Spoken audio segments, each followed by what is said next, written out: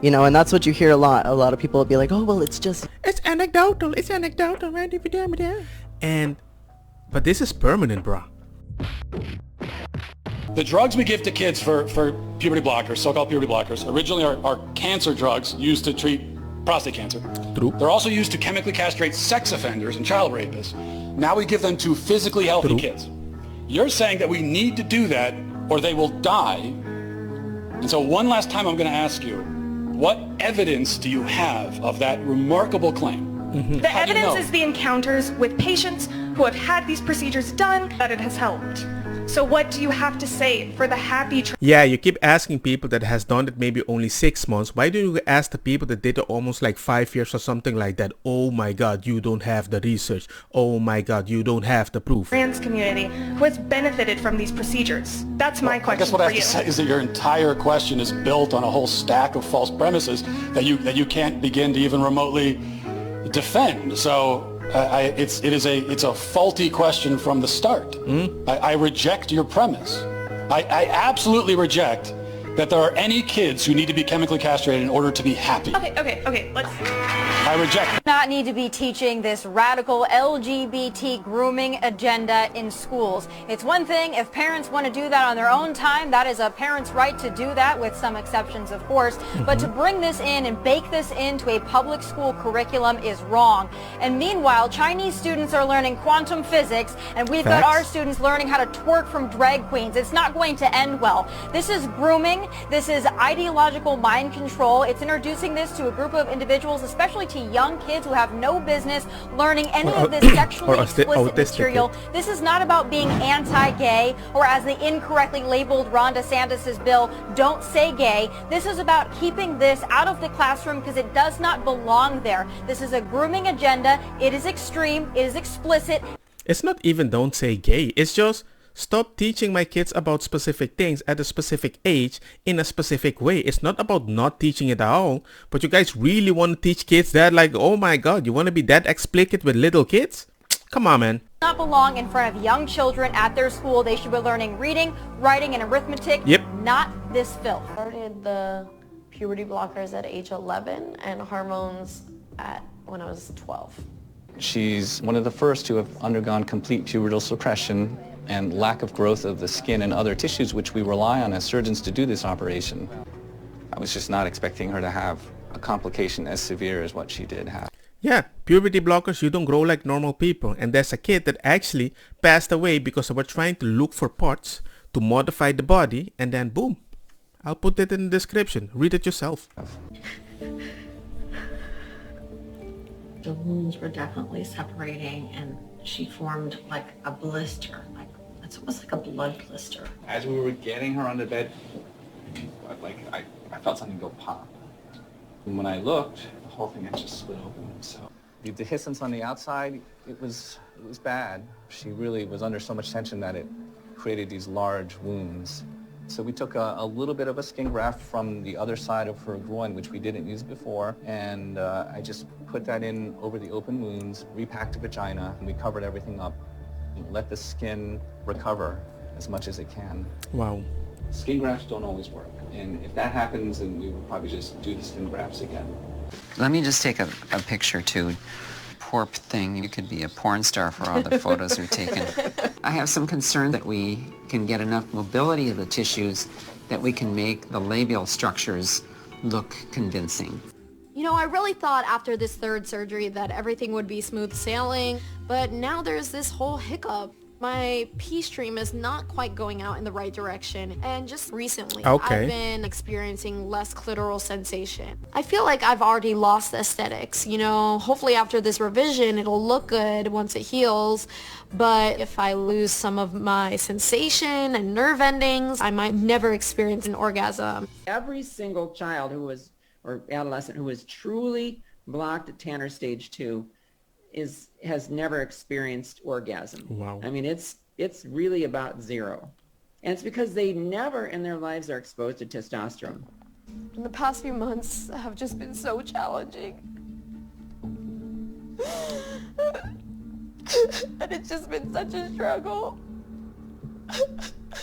2 years ago, I was on my way to one of the greatest institutions in the world, but I was actually struggling severely with mental health issues. All right, once it zeros. I started binge eating and I gained weight and more weight and more weight. And now, almost 100 pounds heavier, here I am today. Dilation is a process that comes along with bottom surgery. Basically, you take this long acrylic object and insert it up your vaginal canal so that you maintain depth and width. And that is forever. So imagine if you did that, I don't know, maybe when you're 18, the supposed age they're doing it, right? Okay, let's assume that is the truth. Okay, but then you have to do that the rest of your life, or it closes. You're gonna have a smaller hole. You can just take the tip.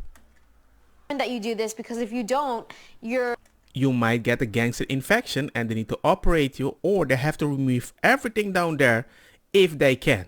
Because if you had a uterus, you have the space to leave it open. A man doesn't have that. It's a big wound down there and they have to keep it clean forever. Vagina will start closing up and it'll lose its depth and you won't be able to use it properly. I have woken Jazz out of a dead sleep and taken the dilator and put the lubrication on it and said, here, you take this and you put it in your vagina. If not, I will. Bye. Don't forget to dilate. Oh, it's exhausting. It just doesn't stop. It's okay. Give me a hug. It's okay. I know what you're going through. We've been there before. No, it's so I'm the one doing it. Like, I know. You're your own worst enemy. And I really want to have Victim blaming like a gangster. that clarity. I really want to understand myself and be able to read my own soul and what I want. And it's just very challenging. You can't do that when a mom always tells you what you're supposed to read. I know. You're your own worst enemy. I think I'm kind of breaking down a little bit. And I just want to feel like myself. Like, that's Right. it. I don't Like the care. old Jazz? All I want is to be happy and feel like me, and I don't feel like What me is me? ever. In pain, everywhere, all of the time. It's a burning feeling because of the overgrowth at the top of my body that the bottom of my body cannot support. I feel like I'm carrying a heavy weight and I'm hugely disproportionate. My joints all ache all the time. You know how when you take a deep breath, your ribs expand? Well, when I do that, my ribs stay open. I have to put my hands at either of my sides and like close them back in, or they just stay like that and it hurts. And I believe that's due to binding. My vocal cords hurt. My original voice was very, very high pitched. Yeah, for the people that don't know, binding is that they put like an elastic thing to press your breast, right?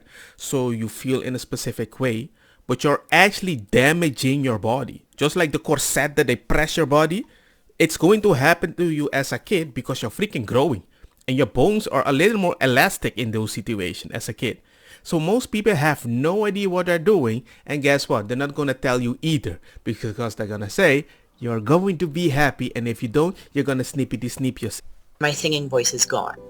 Were I to be in danger, there's no way for me to scream, and even just talking for long periods hurts. I was told that I would have vaginal atrophy, but I didn't know what that meant. Oof. Vaginal atrophy involves the shrinking, thinning, and pretty much disintegration of the vagina. Mine is so small that I can no longer use tampons. I did not know that this was going to happen to my body when I gave informed consent. I did not know that either. I thought it's just gonna get a little hard down there and the muscles don't even move. People, educate yourself. Share this to everybody. Comment, let me know your opinion because, hey man, we need to inform kids. That's all I care about. Inform them so they know this might be a possibility, not with informed consent, but with other people telling them, hey, it's a unique situation that you need to see. When I was 16, I thought being a boy was more important to me than having kids. But now, at 21, I wonder why I was allowed to make that decision so young. Oof. If you or your child has been harmed by gender medicine, transition justice may be able to help. I used to believe if I was born a girl, my life would have been much better. Now, after transitioning, I realized my body was never the problem. As a young person who fell prey to the illusion that gender-affirming care and transition could help treat my complex PTSD, I'm relieved that there can be some form of justice for the additional medical trauma that I've endured. When gender-affirming care damaged my health and jeopardized my singing career, I felt I had nowhere to turn. But transition justice is helping people like me seek reparations. If you or your child has been harmed by gender-affirming care, Transition Justice may be able to help.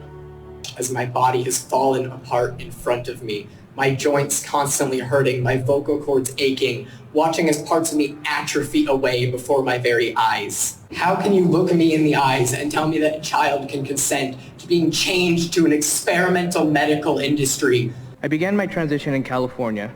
It was when I was a minor that I was first affirmed to adopt a false identity. But now, I am 26 years old, and I am dealing with genital atrophy, urinary issues, possible sterilization, tremors on half of my body, back pain, memory loss, loss of my eyesight, and many more issues that I may develop as I age. My story is not an outlier, or that of a failed transition, but the realization of the truth of this practice. If you look online, you will see many stories like mine. Looking back, I wish there was proper safeguards to protect. It's like many children and teens today, I identified myself as transgender for years. Everyone in my life immediately affirmed my new identity, either out of full support for it or just to stay neutral and not cause any issues. But the constant affirmation solidified me in my transgender identity. No one meant to lock me into an identity that would later leave me broken, ashamed, and more confused than before. They were really all just being nice. But the social transition eventually wasn't enough, and I soon felt I needed to take testosterone. That is the problem. It's like you keep doing something, you feel good, and then, oh, I'm not happy. More. It's like getting a tattoo over and over because it's related a little in validation on how people perceive you. But this is permanent, bruh. And when that wasn't enough, I had a double mastectomy. And when that still wasn't enough, I had a total hysterectomy, including the removal of my uterus, cervix, fallopian tubes, and both ovaries. There's no point of contentment during a gender transition. We get fleeting moments of euphoria, but ultimately one step leads straight into the next.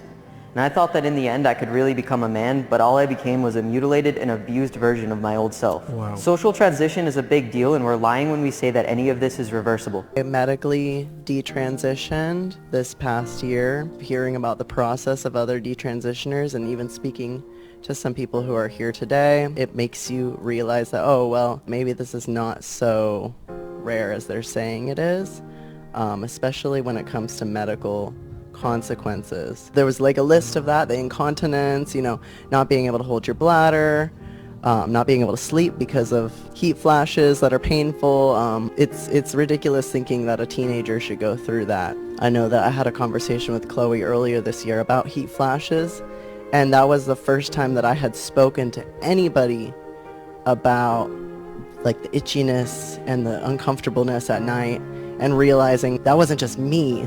And that's what you hear a lot. A lot of people will be like, oh, well, it's anecdotal, right? You. I guess it just didn't work out for you. It's like, it's not just me. I ended up getting facial feminization surgery. And shortly after that, I got approved for sex reassignment surgery. There was absolutely no pushback by therapists. They completely ignored comorbidities I had. I have internalized homophobia.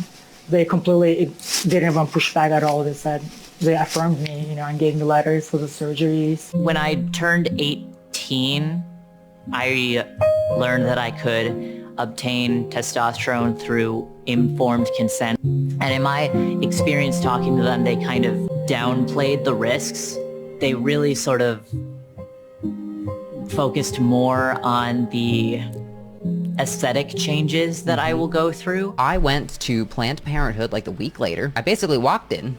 I said, hi, I think I'm trans. They said, great, we're going to diagnose you with gender dysphoria, and here's your prescription for testosterone. You can get it the very next day. And I said, great. I didn't actually realize in my head what a huge... It's freaking easy. You don't need to convince them. They'll help you convince you. And if the therapist doesn't give you the consent to do specific stuff, well, they have a therapist that will write a note to convince them so you can do whatever you need. People. It's all business to them. It's all moral points to them. They don't really care about you. They care about what you're going to become and that they can tell people, we did this. We helped this person. Yeah. Red flag this was. I started off by getting a prescription for testosterone, and to do that I called up Planned Parenthood because I'd heard they provided gender-affirming services. I thought I would have to go through some kind of process to get the testosterone, but instead what happened is I talked on the phone for 30 minutes with a doctor I'd never met in person, and I got prescribed testosterone over the phone. And there's just a few videos put together, highlights of the things that's happening, because there's so many. And a lot of people are still saying it's just you. And sadly, usually this happens to single parents. It is what it is. It's the number. It's how it is. And it sucks. So all I can say is, man, be aware, because they are aware when you're not aware. Share this, like, bada bing, bada boom, and let me know what you think. Peace.